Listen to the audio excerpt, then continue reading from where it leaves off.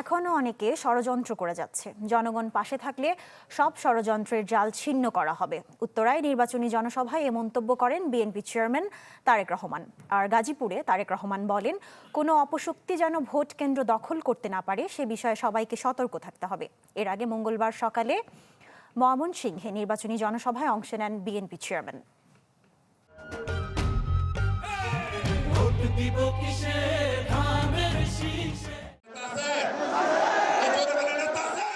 আসন্ন জাতীয় নির্বাচন ঘিরে চূড়ান্ত ব্যস্ত সময় পার করছেন বিএনপি চেয়ারম্যান তারেক রহমান। ময়মনসিংহের বিশাল সমাবেশ শেষ করে রওনা দেন শিল্পনগরী গাজীপুরে।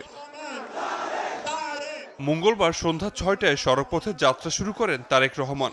তবে গাজীপুরে প্রবেশ করতেই নেতাকর্মীদের বাঁধভাঙা জোয়ারে তার গাড়িবহর থমকে যায়।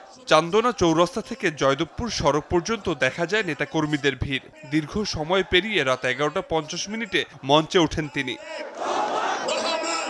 জেলার ঐতিহাসিক রাজবাড়ী মাঠে আয়োজিত বিশাল জনসভায় বিএনপি চেয়ারম্যান বলেন, আসছে নির্বাচনে ধানের শীষে ভোট না দিলে ২৪-এর গণঅভ্যুত্থানের অর্জন ব্যর্থ হয়ে যাবে। এই যে আমাদের গণতন্ত্রকে যারা পুনরুদ্ধার করেছে, স্বাধীনতাকে যারা রক্ষা করেছে, গাজীপুরের মানুষের বিরাট একটা অবদান আছে। কাজে এই অবদানকে কোনোভাবেই বৃথা দিতে দেওয়া যাবে না। এ সময় নির্বাচনের দিন নিয়ে কঠোর বার্তা দেন তিনি। কোনো অপশক্তি যেন ভোট কেন্দ্র দখল করতে না পারে সেই বিষয়ে সতর্ক থাকার আহ্বান জানান।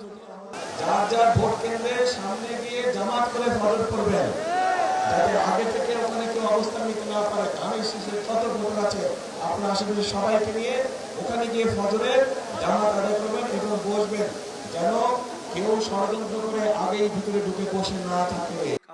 গাজীপুরের সমাবেশ শেষে রাত ১টায় নির্বাচনী প্রচারণায় যোগ দেন রাজধানীর উত্তরায়। সেখানে সমাবেশে তিনি বলেন, আর কোনো স্বৈরাচার যেন নাগরিক অধিকার কেড়ে নিতে না পারে। উত্তরার মানুষ যদি আপনারা সকলে ঐক্যবদ্ধ থাকেন, একত্রিত থাকেন, গণতন্ত্রের পক্ষে থাকেন, ইনশাল্লাহ আমরা ধীরে ধীরে বাংলাদেশকে এই সকল সমস্যা থেকে বের করে নিয়ে আসতে সক্ষম হব। এখনো অনেকে ষড়যন্ত্র করে যাচ্ছে মন্তব্য করে তারেক রহমান বলেন, জনগণকে পাশে নিয়ে সব ষড়যন্ত্রের জাল ছিঁড়ে ফেলা হবে।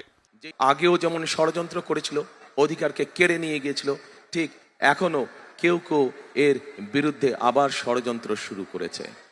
একটু আগে আমি বলেছি, আপনারা যদি সকলে আমাদেরকে সমর্থন দেন, তাহলে যে কোনো ষড়যন্ত্রকে আমরা ছিন্ন করে বেরিয়ে আসতে পারবো।